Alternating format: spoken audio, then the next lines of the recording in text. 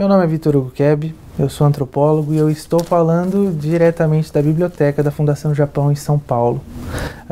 A Fundação Japão em São Paulo tem, além de uma biblioteca, um incentivo constante para pesquisas envolvendo o Japão e cultura japonesa.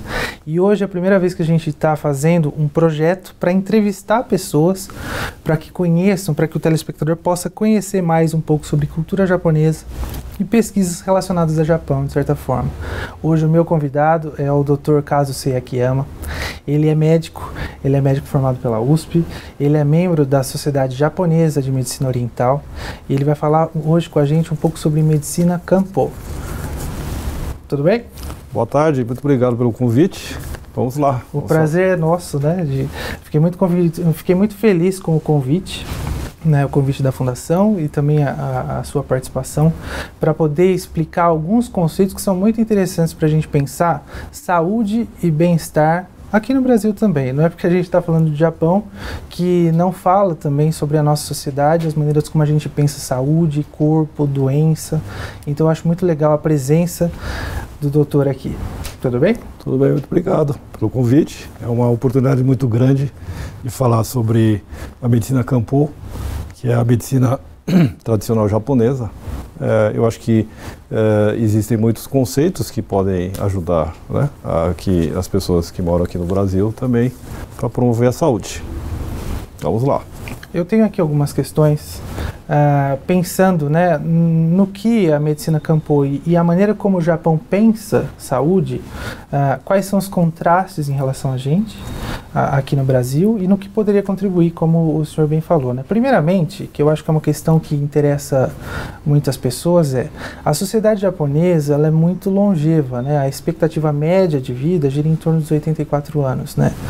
E isso daí não envolve só a medicina, como a gente sabe, mas é toda uma maneira de pensar, né? Corpo, saúde. Eu gostaria que o senhor falasse para a gente como o Japão pensa saúde, como o Japão pensa corpo e como isso daí é agenciado de uma forma que a sociedade possa viver tanto tempo, né?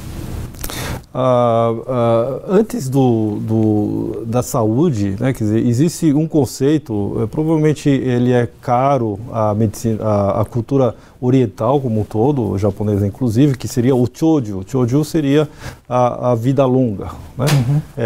Leva-se muito em consideração, isso é muito valorizado na cultura, inclusive na cultura japonesa. Então, todas as práticas que levam à longevidade, né, são muito bem-vindas na cultura japonesa. De fato, atualmente o Japão, em termos de expectativa de vida, ele está sempre mais ou menos entre sempre os 5 primeiros do mundo, né? Como o professor disse agora, uma média de 84 anos atualmente, mas acontece que o Japão ficou longevo muito rápido, né? É muito interessante, as pessoas acham que sempre teve longevidade, não. Na pós-guerra, né, na década logo depois da guerra, 1947, né, a expectativa de vida ao nascer do japonês era de cerca de 50 anos, né? Só que entre os países desenvolvidos, né, não teve nenhum país que ficou longevo nessa velocidade, né? Então, isso mostra que tiveram vários fatores que colaboraram para isso. A medicina foi uma delas, né? É considerado também a questão, por exemplo, da urbanização, a questão, por exemplo, da melhora, né, da renda da população, né? Mas também é muito relevante, né, e eu acho que esse aspecto, eu acho que pode ser importante para os brasileiros, né, é a questão, por exemplo, da alimentação, né?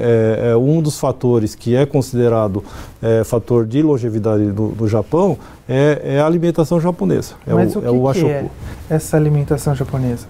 A alimentação japonesa não é sushi sashimi, né? Na verdade, os japoneses não comem sushi sashimi todo dia, muito pelo contrário.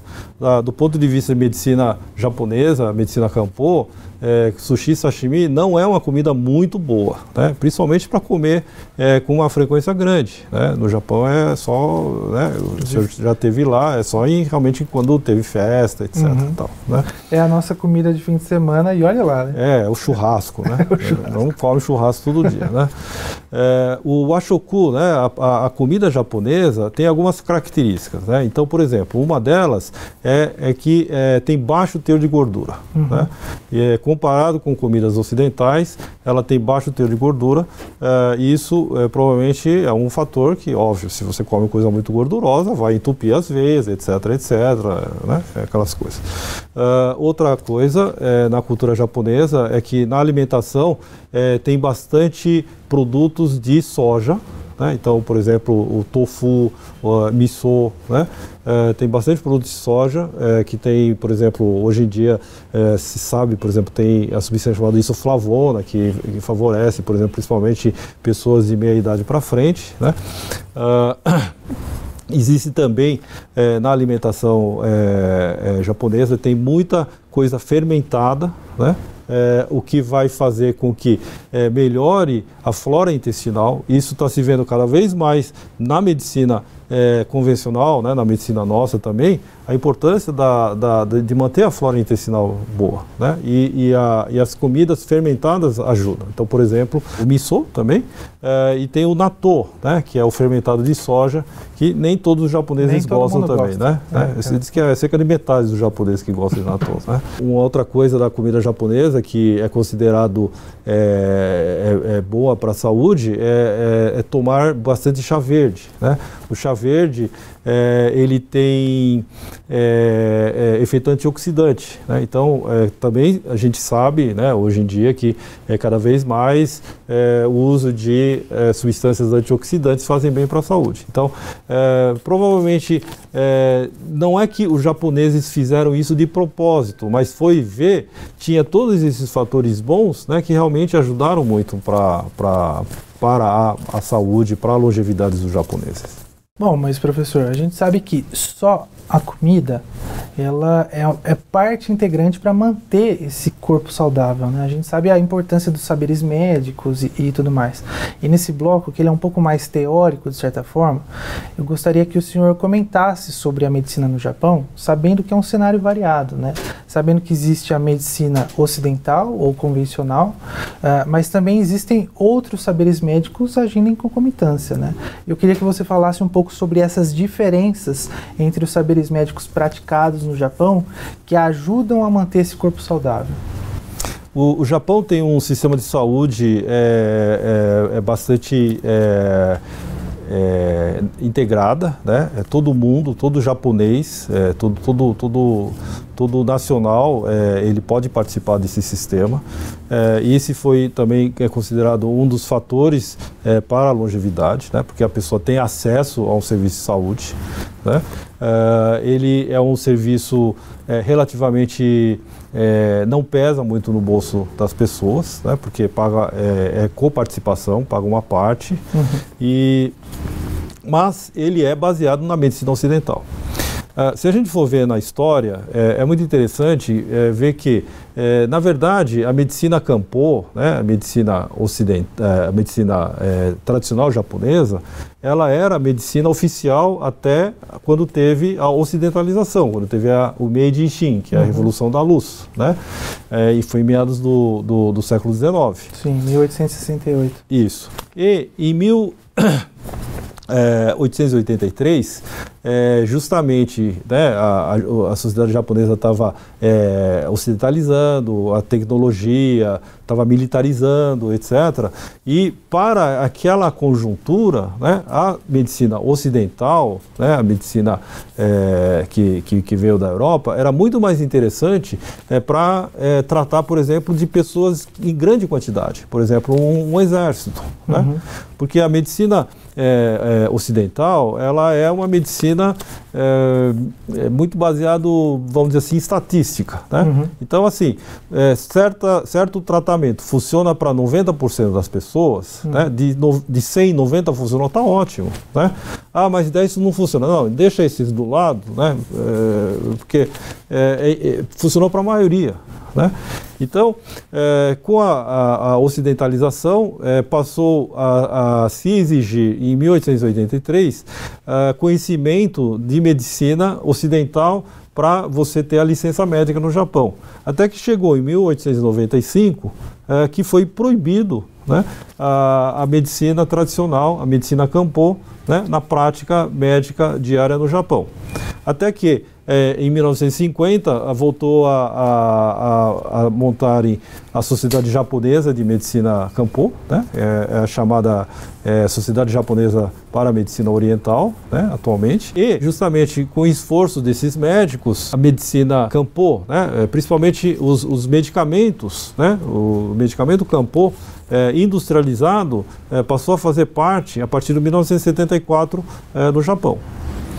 Então, a medicina Kanpō, né, apesar de ser uma medicina tradicional japonesa, etc., é uma medicina complementar, né? Quer dizer, na verdade, estava se fazendo, né, desde a década de 70, sem saber, né, antes de existir o termo, a tal da medicina integrativa, né, a prática integrativa de saúde, que nada mais é do que você pegar a medicina ocidental e integrar uma outra prática, né, uma prática, uma racionalidade diferente, né, dentro da medicina ocidental, da medicina que nós temos, né, para você ter, por exemplo, um arsenal terapêutico, um arsenal farmacológico maior do que se fosse somente para a medicina ocidental. Por quê? Porque hoje em dia está se vendo que a medicina ocidental, que ela é tão onipresente, onipotente, etc., ela é científica, etc., né, ela mostra que existem certas limitações, né, que, por exemplo, uma delas é essa que eu falei, quer dizer, aquelas 10 pessoas que não funcionam, como é que fica, né? Outra, por exemplo, é que, na verdade, as doenças que hoje sobraram, né, hoje existentes, né, são as doenças crônicas, são as doenças, justamente, são os problemas de saúde que a medicina ocidental não consegue lidar direito. É por isso que ficou crônico. Porque as que conseguiu resolver, por exemplo, doenças infecciosas, né, uma coisa que matava muita gente, por exemplo, no começo do século XX, né, era uma coisa que baixava a expectativa de vida ao nascer, né, porque morria muita criança, né. Hoje você tem antibiótico, etc., e isso foi resolvido.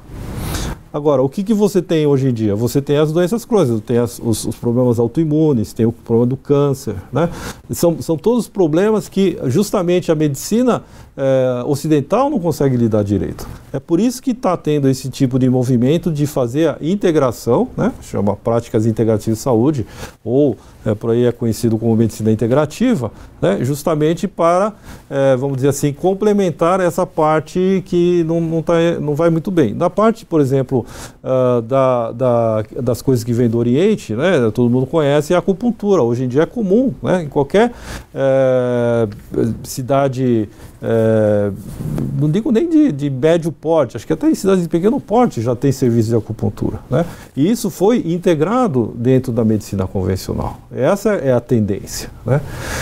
No Japão, em 1974, né, começou a se usar, né, o medicamento Kanpō, né, são fitoterápicos industrializados dentro do sistema de saúde, até chegar num ponto, hoje em dia, em que, dependendo da especialidade, por exemplo, ginecologia obstetrícia, né, 95% dos médicos usam na prática diária do consultório, né? Então, ou por exemplo, existem até situações em que é usado em situações de medicina de mais alta tecnologia, por exemplo, no hospital universitário, em que é cirúrgico, etc., faz uma associação com o medicamento Kanpō, de tal forma que melhora, por exemplo, o prognóstico ou diminui o tempo de internação do paciente, né? Ou seja, é benéfico tanto para o paciente, tanto como para o sistema de saúde, né?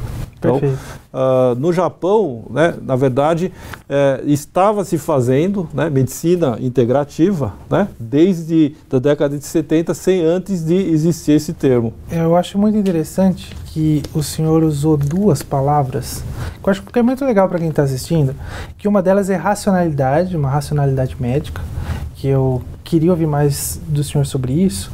E outra palavra que foi muito usada e que eu acho que é muito interessante, que é a medicina Campo, né? O que é a medicina Campo e o que isso tem a ver com uma racionalidade médica? É uma racionalidade médica? A racionalidade médica é um termo que foi levantado pela professora Amadel Luz, da UERJ, em que ela tenta fazer uma diferenciação entre vários tipos de medicina chamada alternativa, né? Porque, na verdade, você hoje tem a medicina chamada ocidental, né, a medicina convencional, que é encontrado normalmente, né, em todos os sistemas de saúde aqui no nosso meio, e você tem a não convencional, né, a chamada alternativa, complementar, tradicional, sei lá, tem vários nomes, mas que é não ocidental. Só que ela pode ser, por exemplo, a medicina Campo, que é uma medicina tradicional, ela pode ser a ayurvédica, né, a da Índia, pode ser a homeopatia, que são coisas mais bem estruturadas, e assim como pode ser alguma terapia nebulosa, que você não sabe muito bem como é que funciona, etc., mas alguém inventou e disse que é bom para a saúde, né? A racionalidade médica é uma modalidade de pensamento, né, do ser humano, né, e que tem 5 pilares, né, é um conjunto dessas 5 coisas, né. Uma é a questão morfológica humana, né, então, por exemplo, é a anatomia. Então, existe anatomia na medicina Campo, na medicina oriental existe, né, é diferente da anatomia da medicina ocidental, mas existe anatomia. Existe depois a parte funcional, né, o sistema vital, que é a fisiologia, né, como é que o corpo funciona, né? Por exemplo, na medicina Campo, tem aquela história do Qi, do sangue, fluidos corpóreos, né? Que não existe, são noções que não existem na medicina ocidental, mas tem um raciocínio em cima disso. Uma outra coisa é que existe um sistema de diagnóstico, que seria a propedêutica, né? Então, por exemplo, na medicina Campo, você tem o diagnóstico do pulso, o diagnóstico da língua, né? Tem o diagnóstico do abdômen, né? Existem o sistema de tratamento, então, por exemplo, esses medicamentos, esses fitoterápicos, ou mesmo a acupuntura, por exemplo, faz parte, né, do sistema de tratamento. E existe também uma doutrina médica, né? Quer dizer, o que é que o médico da racionalidade entende como doença, como é que isso evolui e como é que causa, né? Qual que é a causa da doença. Então, a racionalidade é isso. Então, por exemplo, se você pega, por exemplo, sei lá, uma terapia de água colorida, não tem essa estrutura. As práticas, né, de saúde tradicionais, etc., que se encaixam nessa definição da racionalidade médica são as mais bem estruturadas, né? E a medicina Campo, sem dúvida nenhuma, é uma delas, porque ela é uma escola da medicina tradicional chinesa, ela foi introduzida no Japão, né? Ali por volta do século V, etc., juntamente com outras coisas que entraram da China para o Japão. Foi a escrita, a alimentação, tem muito da arquitetura, né?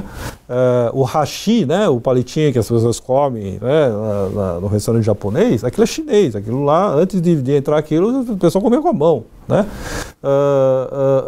Antes, né, assim, há 2000 anos atrás, por que pareça, no Japão não tinha letra, né? Uhum. Não é verdade?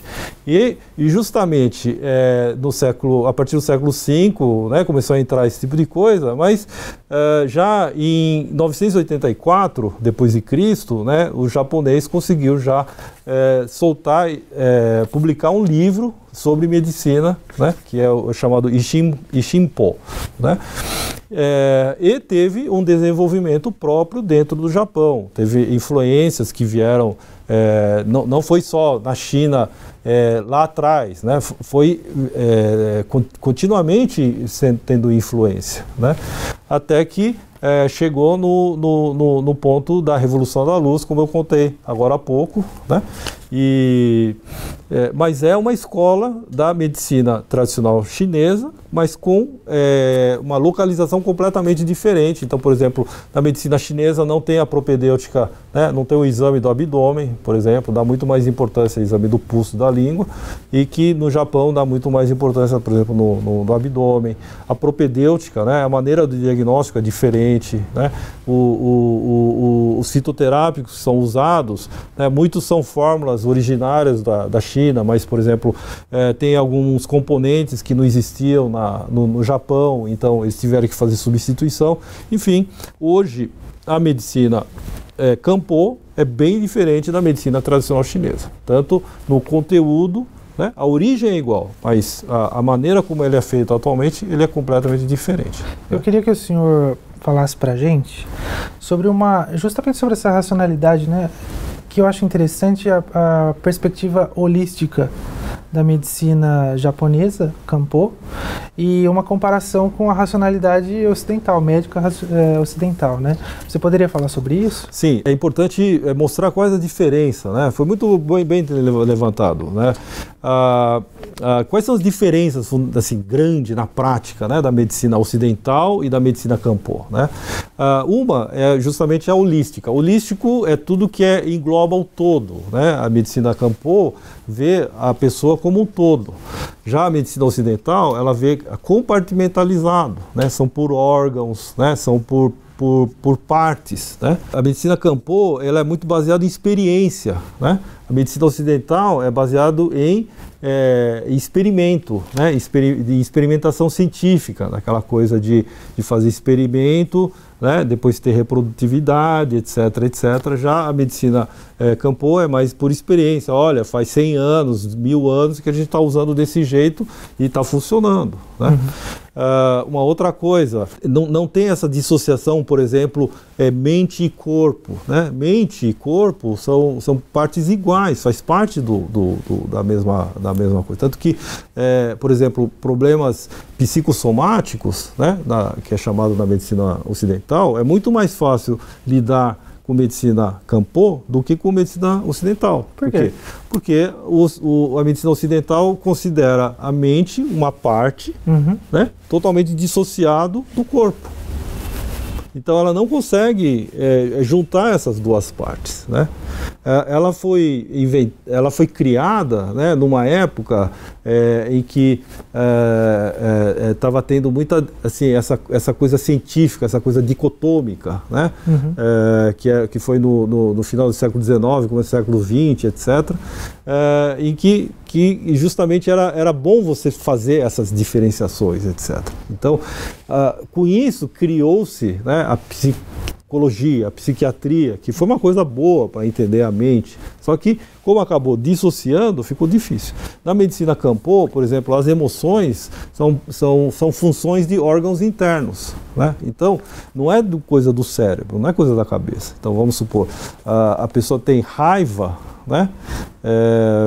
Você não trata o cérebro, você trata do fígado, né? Da medicina Kanpō, né? Então, que é muito mais fácil de abordar isso, né? Então, essa é uma outra característica, né, da diferença das duas coisas, né? Mas realmente eu acho que o grande diferencial é justamente ver a pessoa como um todo, né? Entender a pessoa como um todo. Outra coisa que é muito importante na medicina Kanpō é a pessoa dentro do contexto que ela está incluída, né, na vida. Então, na família, na sociedade, né, na cultura, né? Isso é muito importante, que nem sempre na medicina ocidental dá-se importância com relação a isso, né? Então, esses aspectos que não... que faltam, talvez, né? Não sei se é a palavra certa, na medicina ocidental, né? Pode ser complementado com a medicina Kanpō. Por outro lado, o Kanpō, por exemplo, como é uma medicina de antigamente, né? Quer dizer, foi criado há 2.000, 3.000 anos atrás, etc., né? Não tem muita tecnologia. Se uma pessoa tem um problema cardíaco, tem que trocar válvula, né? Vai ser medicina ocidental, não tem dúvida nenhuma, e vai salvar a vida, né? E a medicina, se fosse com a medicina Kanpō, não teria condições de fazer, né? Outra coisa, como ela é muito personalizada, né, ela justamente tem a vantagem de ser personalizada, mas ela demora muito, né? Né? A medicina ocidental ela é capaz de lidar com populações muito maiores em menor tempo, né? Então, cada uma tem as suas diferenças.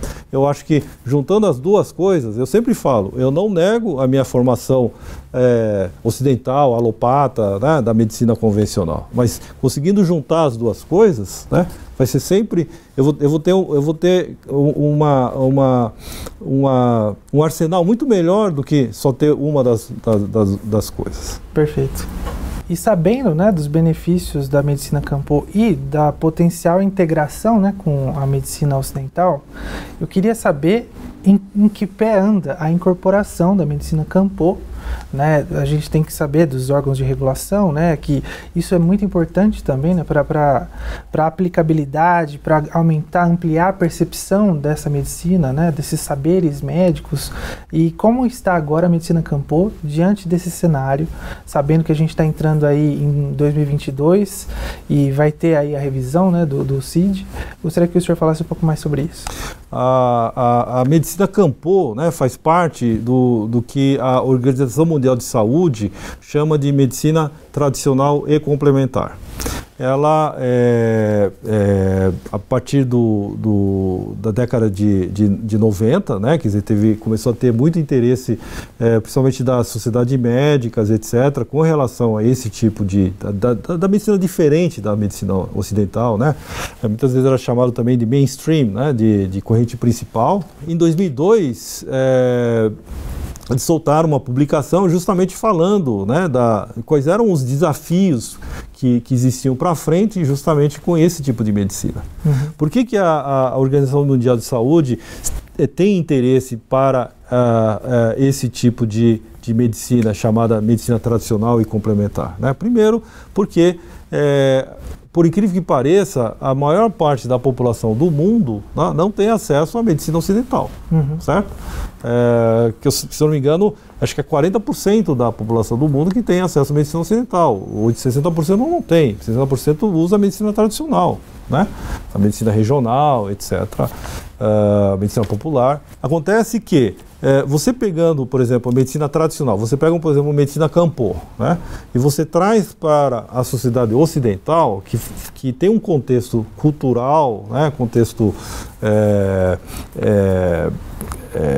cultural, social, étnico, né, completamente diferente, né, de valores diferentes, você vai ter muitos desafios para que isso funcione direito, né? Então, por exemplo, a Organização Mundial de Saúde coloca entre os desafios principais, né, a questão, por exemplo, da regulação, né? Como é que você regula? Por exemplo, a medicina ocidental, ela é regulada, né? Aqui no Brasil nós temos o Conselho Federal de Medicina, que tem os Conselhos Regionais de Medicina, não é? Tem as sociedades médicas, né, que fazem diretrizes, etc., etc. Então, na medicina tradicional, como é que vai fazer a regulação, né? Como é que vai fazer, por exemplo, a fiscalização, por exemplo, desse tipo de coisa, né?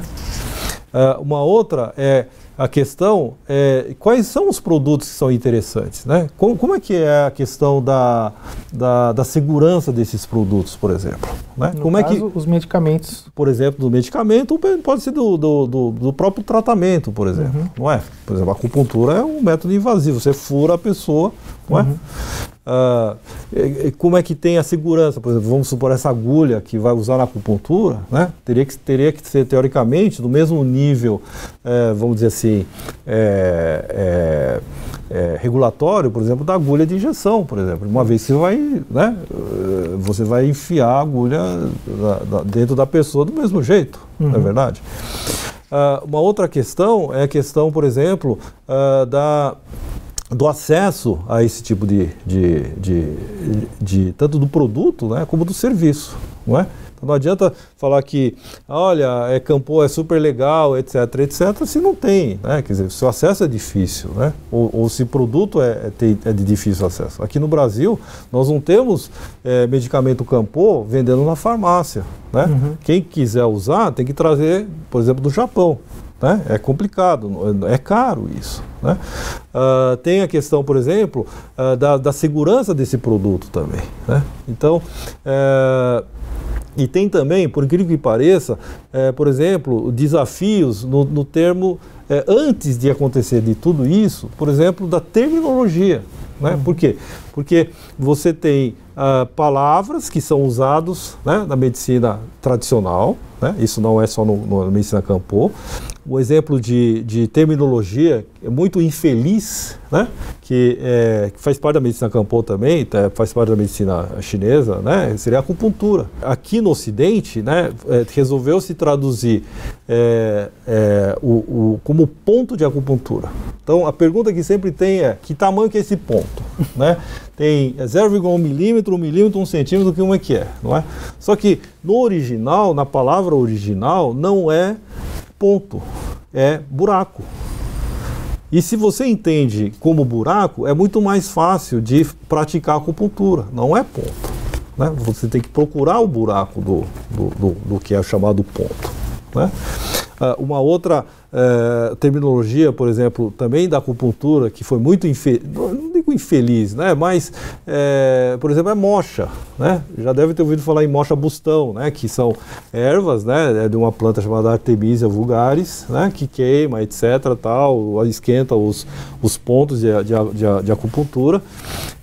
Esse também, ele vem do japonês mogusa.